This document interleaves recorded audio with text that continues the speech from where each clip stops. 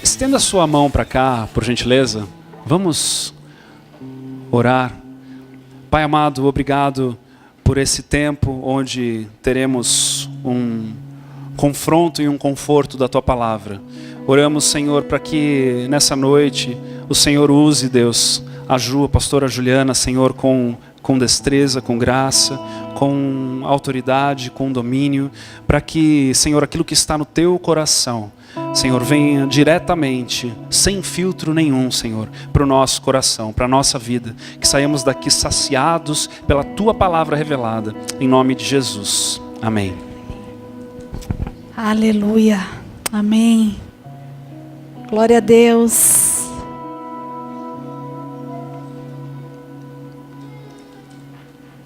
Molhou aqui um pouquinho.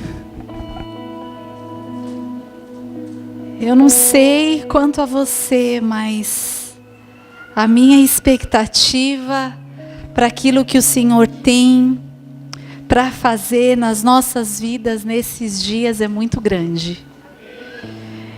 É muito bom começar um ano assim, porque se nós estamos buscando resultados diferentes, temos que fazer diferente, não é? Não tem como a gente querer um resultado diferente se a gente continuar fazendo do mesmo jeito. Não tem.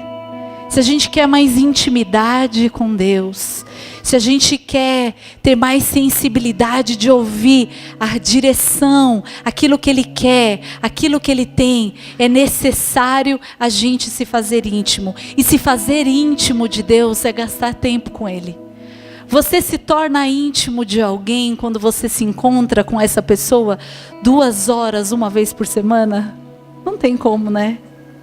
Sempre fica aquela conversa esquisita do tipo, e aí, tudo bem? Você não tem muito papo. Vocês já perceberam que quanto menos a gente vê uma pessoa, menos assunto a gente tem? Quando a gente tem intimidade com uma pessoa, parece que flui, tem mais assunto. Você conta até da promoção do mercado que você comprou, da loja que você foi, da experiência da tiazinha, e quem você encontrou, e quem não sei. Rola assunto, e você está ali. E de repente você fica muito tempo sem encontrar uma pessoa, quando você encontra, é aquela coisa, oi, tudo bem, tudo bem. Aí você fica só conversando sobre aquilo que você viveu no passado, sobre aquilo que vocês viveram juntos, aí vocês dão risada, aí você se encontra com aquela pessoa depois de um tempo e aquele mesmo assunto fica assim. E assim é. Eu não sei quanto a você, mas eu não quero que a minha relação com Deus seja uma relação baseada naquilo que eu vivi com Ele há tempos atrás, mas eu quero que a minha relação com Ele seja hoje, agora. Que Ele esteja fazendo hoje, que Ele esteja falando hoje, que Ele esteja se movendo hoje, que eu esteja escutando a direção dEle hoje. É para hoje. Tudo aquilo que o Senhor tem para fazer nas nossas vidas é para hoje. Amém? Amém? Glória a Deus. Eu queria convidar você a abrir em Juízes, capítulo 15.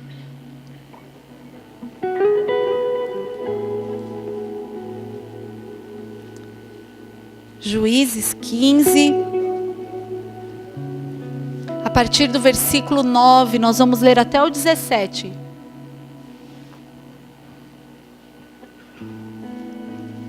Pode levantar as luzes ou isso é o máximo? Mais um pouquinho, que bom.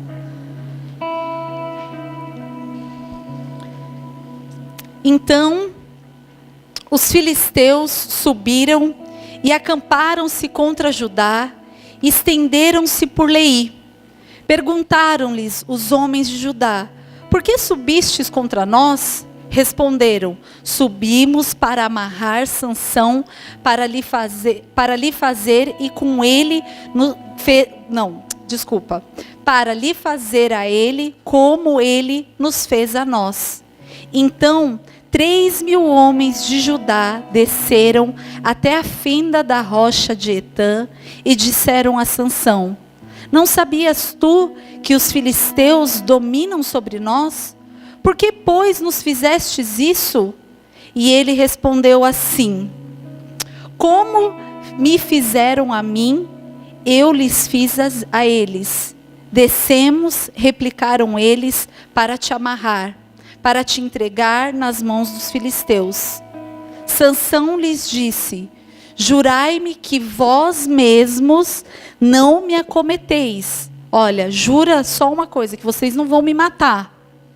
Eles lhe disseram: não, mas somente te amarraremos e te entregaremos nas suas mãos, porém de maneira nenhuma te mataremos. E amarrando-no com as 2 cordas novas, e fizeram-no subir da rocha. 14. Chegando a ele a Leí, os filisteus lhe saíram ao encontro jubilando. Porém, o Espírito do Senhor de tal maneira se apossou dele, que as cordas que tinha nos braços se tornaram como fios de linhos queimados, e as suas amarraduras se desfizeram das suas mãos. Achou uma queixada de jumento ainda fresca à mão, e a tomou-a e a feriu com ela 1000 homens, e disse: com uma queixada de jumento, um montão, outro montão, com uma queixada de jumento, feri 1000 homens. Tendo ele acabado de falar, lançou a sua mão à queixada, chamou-se aquele lugar de Ramate-Leí. Aqui então, qual que é o contexto aqui? O que está acontecendo? Existia, a palavra de hoje é destino profético. Existia um destino profético sobre a vida de Sansão. Desde que Sansão nasceu, o Senhor trouxe toda uma direção de como fazer e tratar daquele menino. Porque esse menino, ele seria aquele que libertaria o seu povo das mãos dos filisteus. Ele era nazareno e o Senhor disse, para Sansão, a gente conhece a história de Sansão e Dalila, que ele não podia cortar os cabelos. E ele era um menino consagrado, existia um destino profético para ele. E é muito interessante aqui, porque Sansão então vai para cima dos filisteus, e o povo, o seu povo, chega a Sansão e diz assim: olha, nós viemos aqui ter uma conversa com você. Interessante, porque eu nunca vi precisar de 3.000 homens para conversar com alguém. Mas aqui a palavra diz que 3.000 homens de Judá foram falar e conversar com Sansão, e disse a ele: olha, a gente veio aqui te amarrar. E eu quero então que você entenda um pouco o que isso tem a ver conosco, que tem tudo a ver conosco. Primeiro, porque eu e você temos um destino profético. Primeiro, porque eu e você, quando Deus desejou que você existisse, planejou a tua existência, existia um destino para ela. Um traço, algo já arquitetado pelo arquiteto dos arquitetos, pelo Criador de todas as coisas, que não faz uma só coisa, uma só, a mínima, a menor das menores moléculas que possa existir, que Deus tenha feito e criado sem um propósito. Aquele que estuda fauna, flora, toda a cadeia, é impressionante como tudo é muito pensado, articulado, como as coisas funcionam de uma maneira tão harmônica. E às vezes a gente passa tempos e tempos das nossas vidas buscando alcançar uma palavra que chama exatamente essa: harmonia.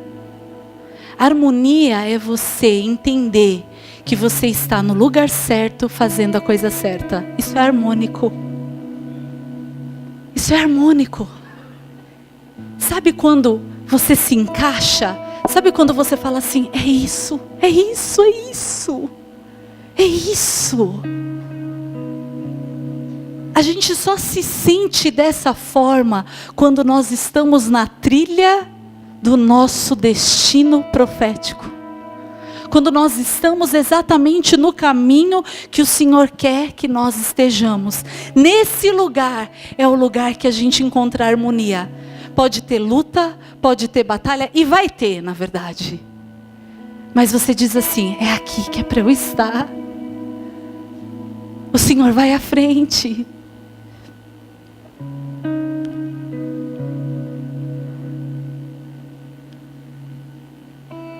Mas é interessante, e tem 2 pontos que eu quero trabalhar com vocês em relação a essa palavra. É interessante porque a ideia aqui não era colocar Sansão numa cova. A ideia aqui não era matar Sansão, mas a ideia era fazer dele uma pessoa inoperante. A ideia era amarrá-lo. A ideia era fazer com que o destino profético dele não se cumprisse. E dentro dessa história tem algo muito triste. Muito triste, e eu tenho refletido durante isso que eu vou compartilhar agora com vocês por um bom tempo. Faz um tempo que isso tem sido pensado, analisado, colocado em oração, conversando um pouco com meu marido, com os pastores. E quando veio essa palavra, eu falei, uau, tem tudo a ver. Porque quem aqui teve o intento de amarrar Sansão foram o seu povo. O próprio povo de Sansão, aqueles que estavam sofrendo junto, decidiu amarrá-lo, decidiu segurá-lo e disse, olha, você não entende, você não sabe com quem que você está se metendo? Por que que você foi provocar os caras? Agora eles vão vir contra a gente. Então a gente vai te entregar. E ele fala, então olha, a única coisa que eu te peço é não me mate. Então amarram Sansão e levam Sansão. E sabe, queridos, o que isso me leva a pensar? Que muitas vezes a igreja nos amarra. Muitas vezes a religião, a religiosidade, o sistema nos prende e fala assim, não vamos mexer com isso, deixa. Eu lembro um tempo onde a igreja era livre, onde o Espírito Santo se movia, e aí sabe o que aconteceu com essa igreja? De repente foi se levantando um monte de gente falando, olha, isso é muita emoção, isso é pura emoção. O povo chora por emoção, isso não é. A palavra, a sabedoria, o ensinamento, é isso daí. E a igreja foi se movendo. Eu não estou dizendo aqui que a palavra, que a sabedoria, que o conhecimento não seja bênção para as nossas vidas. Mas o que eu estou dizendo aqui é que a igreja, ela foi se amarrando. A igreja, ela foi se inibindo. Eu me inibi. Porque eu não queria ser julgada pelas pessoas como alguém emotiva, emocional e superficial. Mas um dia eu parei para pensar e falei, peraí, mentira. Isso não é verdade, sabe por quê? Porque eu amo o Senhor. Isso não é verdade, sabe por quê? Porque é real. A minha paixão é verdadeira. E eu preciso expor isso com tudo que eu sou. Com tudo que eu tenho eu vou expressar chorando, eu vou expressar rindo, eu vou expressar dançando, eu vou expressar da maneira que eu achar que vai alcançar e agradar o meu Deus, porque o que importa é agradá-lo com tudo que eu sou e tenho. Pode ser superficial sim para alguns, mas e daí? Eu não tenho nada a ver com isso, e daí?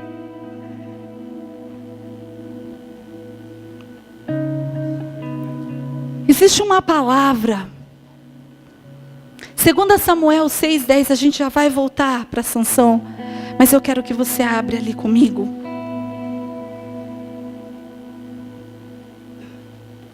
Esse não é o ponto ainda, queridos, mas era importante nesse processo de construção para essa semana de avivamento nas nossas vidas. 2 Coríntios capítulo 6. Oh, desculpa, queridos, 2 Samuel. 2 Samuel capítulo 6.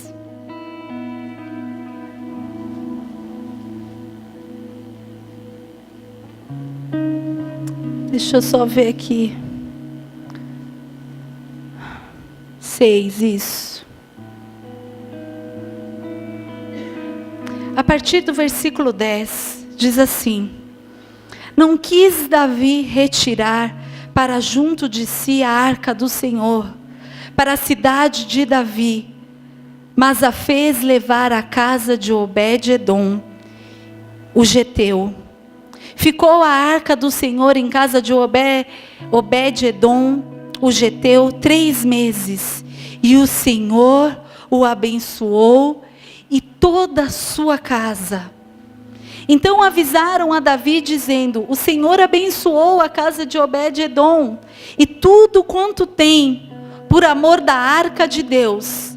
Foi, pois, Davi, e com alegria fez subir a arca de Deus da casa de Obed-edom, a cidade de Davi. Sucedeu que quando os levavam a arca do Senhor, tinham dado 6 passos, sacrificava ele bois e carneiros cevados. Davi dançava com todas as suas forças diante do Senhor, e estava cingido de uma estola sacerdotal de linho. Assim Davi, com todo Israel, fez subir a arca do Senhor com júbilo ao som de trombetas. Ao entrar a arca do Senhor na cidade de Davi, Mical, filha de Saul, estava olhando pela janela, sua esposa, a esposa do rei. E vendo ao rei, que ia saltando e dançando diante do Senhor, o desprezou no seu coração.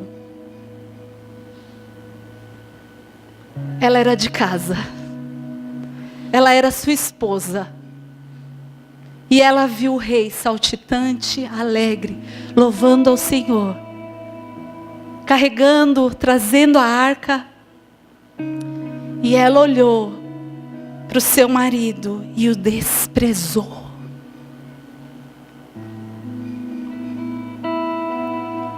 Eu quero que essa reflexão fique. Mical, depois disso, nós não vamos entrar aqui, mas ela se tornou uma mulher estéril. Davi passou a desprezá-la. Sabe quando acabou? Como que você pode me desprezar por eu amar ao Senhor? E essa mulher então não conseguiu mais frutificar e dar frutos. E o que eu quero dizer para vocês nessa noite é que se um dia você já teve um olhar de desprezo por alguém louvar, adorar, salmodiar, festejar, se animar, que você possa se arrepender, que você possa dizer: Senhor, me perdoe. Porque se existe um motivo para nós nos alegrarmos nessa vida, esse motivo é o nosso Deus.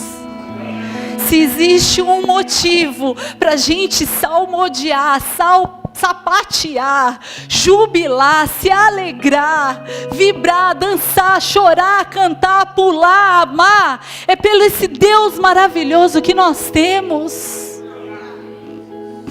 que se move em nós. Que se move em nós. Avivamento, eu vou dizer para vocês, muitos pensam que avivamento é quando Deus se encontra com a nossa necessidade e resolve nos presentear. Mas, queridos, avivamento não é isso.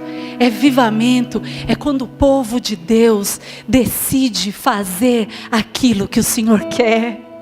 Não é Ele fazer aquilo que nós queremos, mas é a gente se dispor a fazer aquilo que Ele quer. Isso é avivamento. Avivamento é quando a gente se alinha ao coração dele e diz assim: eis-me aqui, Senhor.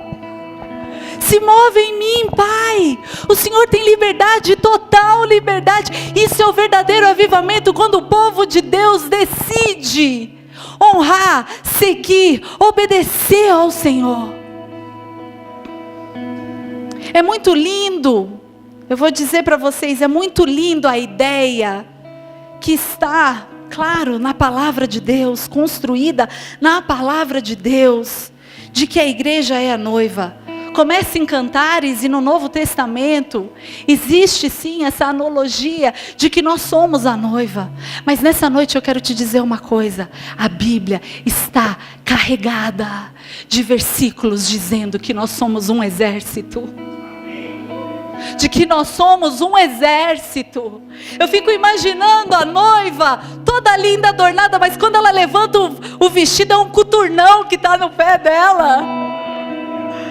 Nós somos um exército. Há um propósito. Há um propósito. Queridos, nessa semana de 7 dias, há um propósito. O propósito de Deus para esses dias não é simplesmente te curar, simplesmente te libertar, simplesmente para que você tenha uma experiência com Ele. Não, o propósito para esses dias é que o Senhor prepare um exército que se levante preparado. Quando o Senhor chama o profeta e fala assim: vem aqui. E a palavra de Deus diz assim, olha, e ele leva em espírito, porque foi algo profético. Vamos entender que foi algo profético. O Senhor chama o profeta e fala assim, olha, vem aqui, eu quero te mostrar uma coisa. E Deus então o leva e fala assim, você está vendo? E ele se depara com um vale de ossos secos. É só osso. Pensa numa situação desanimadora. É você chegar num lugar e você só vê um monte de caveira. É meio Indiana Jones até, né? E aí Deus fala, você acha, o Senhor pergunta, você acha que esses podem viver? E o profeta dá uma tutibiada, porque, poxa, Deus ali perguntando, ele fala, olha, o Senhor é quem sabe, tu que sabes, Deus é o Senhor é quem sabe. E ele fala assim, então abre a tua boca e comece a declarar. E a palavra de Deus diz que ossos vão se juntando com ossos, medulas com medulas, e tendões, e nervos, e carne. E aí é formado então ali, homens todos formados. E a palavra de Deus diz que o Senhor vem e sopra dele um espírito de vida. E a palavra termina, essa história termina. E se levanta um grande exército. E eis que se levanta um grande exército. Oh Deus. Oh Senhor. Eis-nos aqui, Pai. 2 Timóteo 2, vamos lá.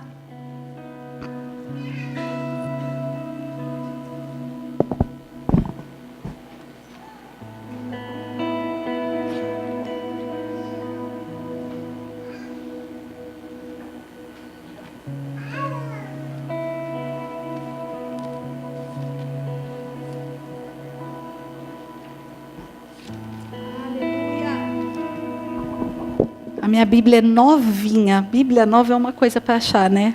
Peguei hoje. 2 Timóteo 2, capítulo 2, versículo 3 e 4.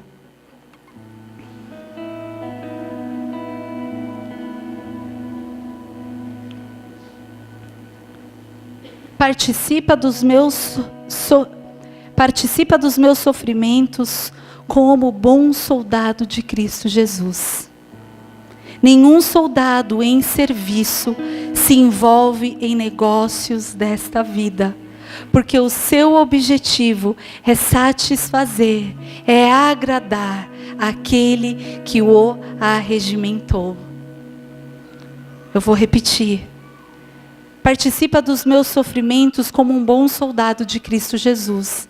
Nenhum soldado em serviço se envolve com negócios dessa vida, porque o seu objetivo é satisfazer aquele que o arregimentou. Eu recebi uma ligação hoje, um WhatsApp na verdade, dizendo que o Senhor nessa madrugada tem um relógio de oração acontecendo 24 horas, relógio de oração, da liderança dessa igreja intercedendo e orando sobre esses dias que virão. Oi? 12 horas? Ai, desculpa, gente, 12 horas. Na madrugada, que eu acho mais power. E né? Não é que eu acho, é. E aí disse assim, o Espírito me levou a orar sobre distrações.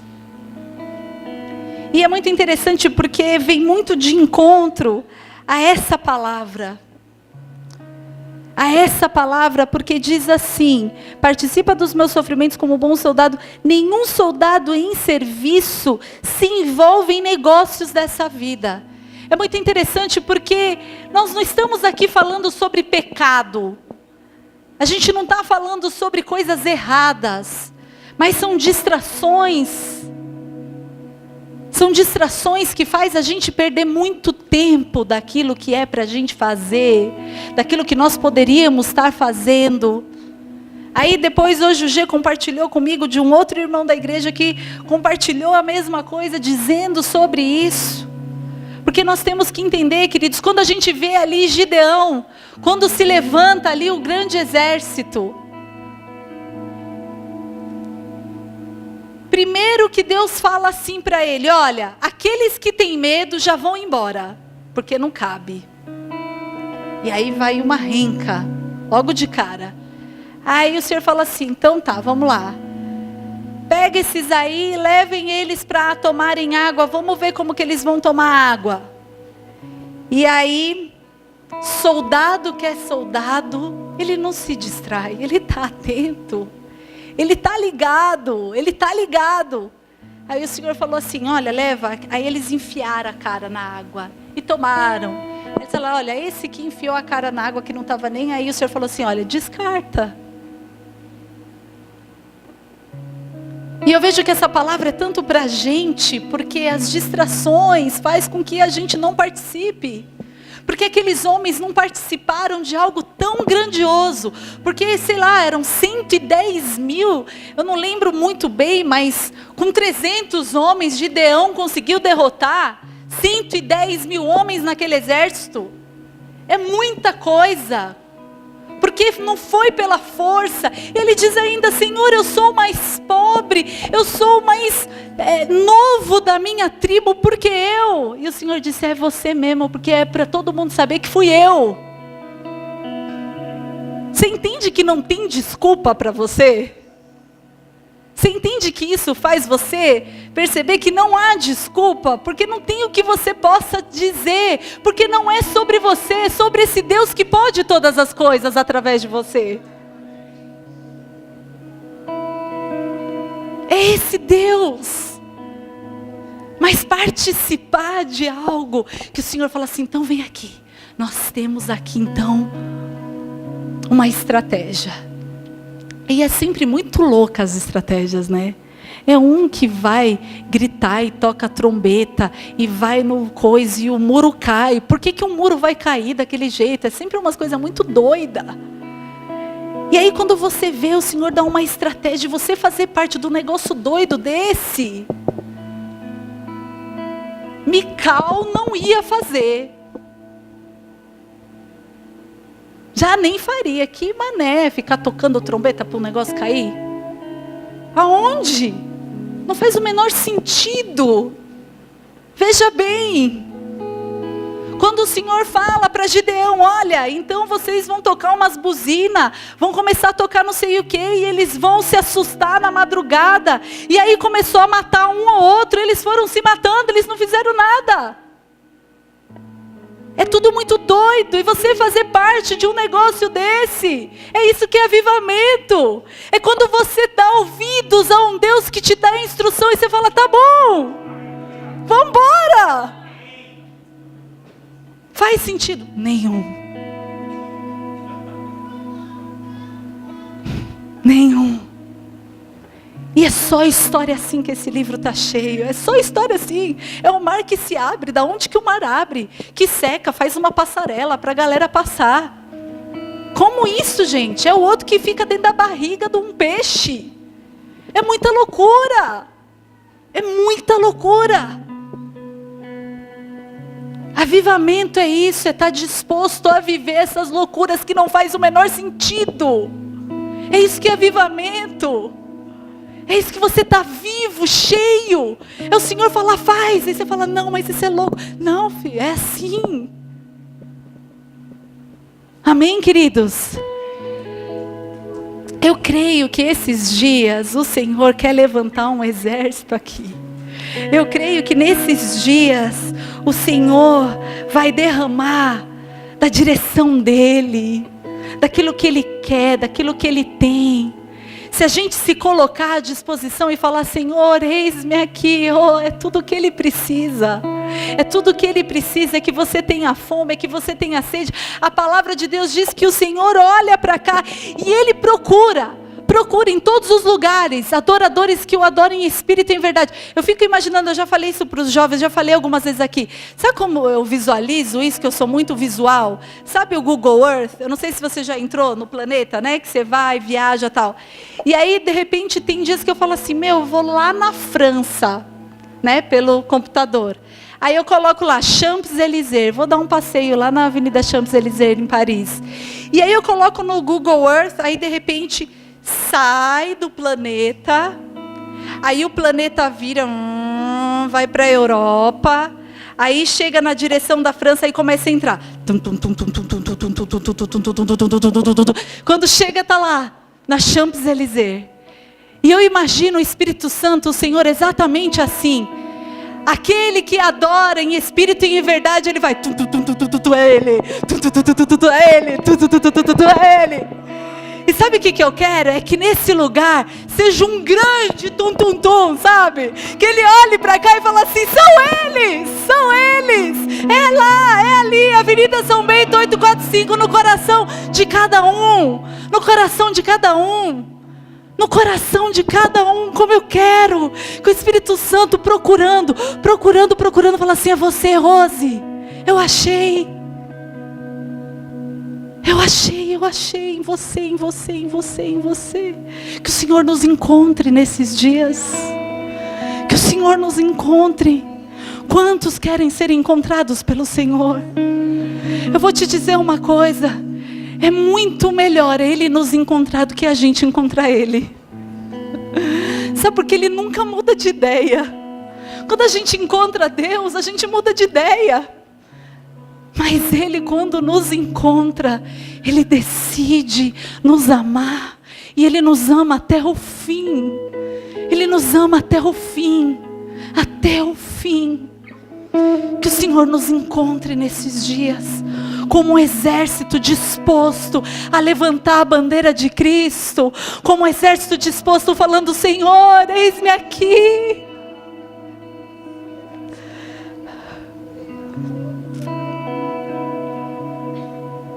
Assim como Sansão foi separado como um bom soldado para vencer os filisteus, assim o Senhor nos separou como guerreiros.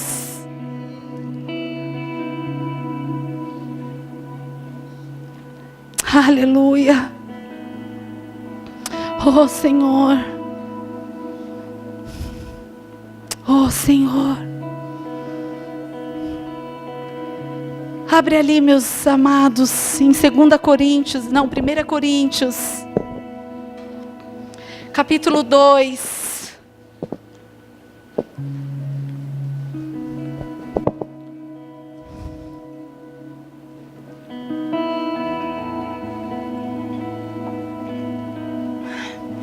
capítulo 2, versículo de 1 a 4, diz assim: eu, irmãos, quando fui ter convosco, anunciando-vos o testemunho de Deus, não fez isso com ostentação de linguagem ou de sabedoria, porque decidi nada saber entre vós, senão a Jesus Cristo e este crucificado.